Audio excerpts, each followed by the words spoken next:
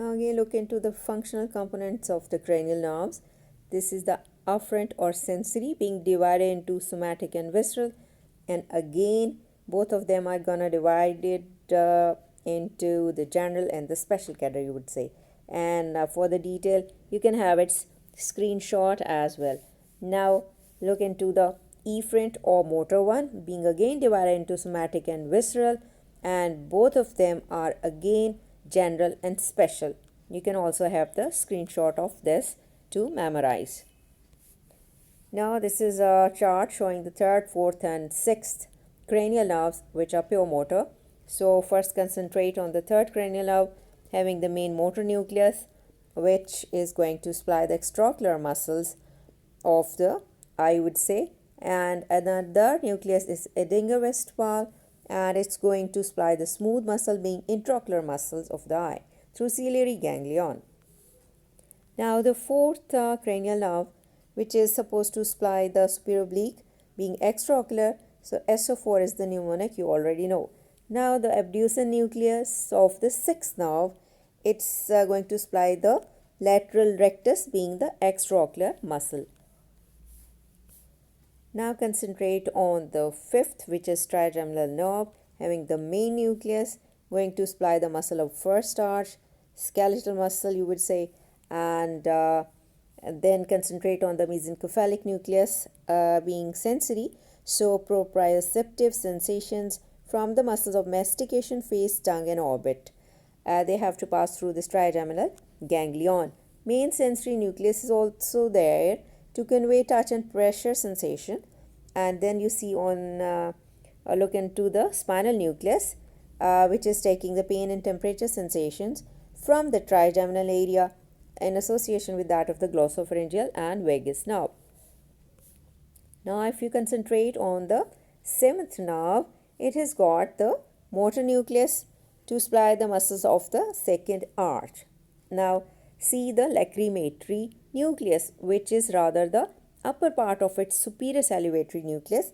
It has to supply the lacrimal gland, nasal, palatine and oral gland. Through all this you can see that submandibular ganglion and the pterygopalatine ganglion being used by them, and superior salivatory nucleus using that submandibular ganglion, it has to supply the submandibular, sublingual and other minor salivary gland. Now you have to see the nucleus of the tractus solitarius. So being facial, it supplies your anterior two-thirds of the tongue, taste sensation, which are special sensation, like if you taste any tea or any food, if it is tasty, so all these sensations are carrying via this. And if you are getting its general sensation, what are they? Same food, if it is hot, this hot sensation is included in the general cadre. So must learn the difference between the general and the special sensation regarding the tongue, whether you are tasting or whether you are feeling hot and cold rather. Now the spinal nucleus of this trigeminal nerve is to supply the external ear and the meninges of posterior cranial fossa. After that, the ninth nerve, it has got the motor nucleus, which is nucleus ambiguus. It has to supply the muscles of the third arch. You can read the name, stylopharyngeus. Now inferior salivatory nucleus is there to supply via otic ganglion to the parotid gland. Now nucleus of the tractus solitarius, via its inferior ganglion, it has to supply the special sensation, taste sensation again to the posterior one-third of the tongue and the adjacent pharyngeal wall. Now for the general sensation from the tongue, again area is the same, and other is soft palate, oropharynx, tympanic cavity, artery tube, and also the carotid body and sinus. Now look into the spinal nucleus of this fifth they have mentioned nerve, again through the superior ganglion. General somatic sensations are there: pain, touch, temperature, from your external ear and meninges of again the posterior cranial fossa. That was just a repetition. Now you would say you are looking into the 10th cranial nerve, again motor nucleus being called as nucleus ambiguus. It has to supply the muscles of 4th and 6th arch, and you can read the list including in this muscle the pharynx, larynx, soft palate, and then comes the dorsal nucleus. It has to take information from your thoracic and abdominal organs, gland of pharyngeal and laryngeal mucosa. Now, nucleus of the tractus solitarius.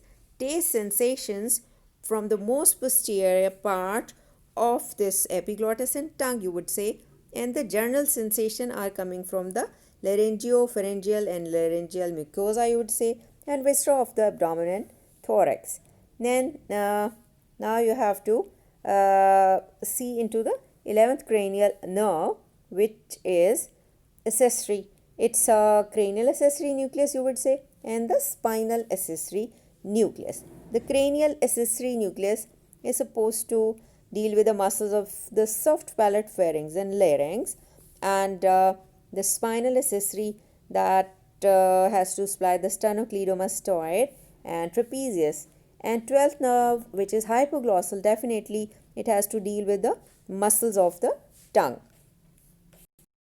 Okay, now into this very picture on screen, the motor nuclei, you can visualize the Edinger-Westphal nucleus, then below it is the main oculomotor nucleus, then the trochlear nucleus, then the trigeminal motor nucleus, then the abducens nucleus, and facial motor nucleus is there, then salivatory nucleus superior and inferior both.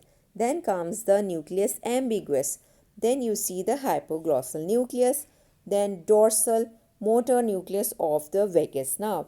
Then there is the accessory nucleus. So all these are the list of motor nuclei present. Now we have to just recall the sensory nuclei, in which the mesencephalic nucleus of the fifth nerve is there. Then the main or principal trigeminal sensory nucleus is there. Then you can see its spinal trigeminal nucleus as well. Then you can see its extent downward as well, being spinal nucleus of trigeminal nerve. Now you can see the vestibular nuclei and cochlear nuclei of the vestibulocochlear nerve. Then you can see the solitary nucleus, gustatory or taste portion, you would say, and the solitary nucleus, general, visceral, afferent portion. And all these are included in the sensory nuclei being displayed on the dorsal aspect of the brainstem. Now individually look into this hypoglossal nerve and its component. Just keep on taking the screenshot to memorize. This is 12th one. This is accessory nerve, 11th one. This is vagus nerve, the 10th one. This is glossopharyngeal nerve, the 9th cranial nerve. This is vestibulocochlear, the 8th one. And this is facial, the 7th one. And this is abducent nerve, the 6th. This is trigeminal, 5th one. And this is trochlear, 4th one. This is oculomotor, the 3rd one. And this is optic nerve, the 2nd one. And this is the olfactory. So that was about the components and its detailed display in this very video.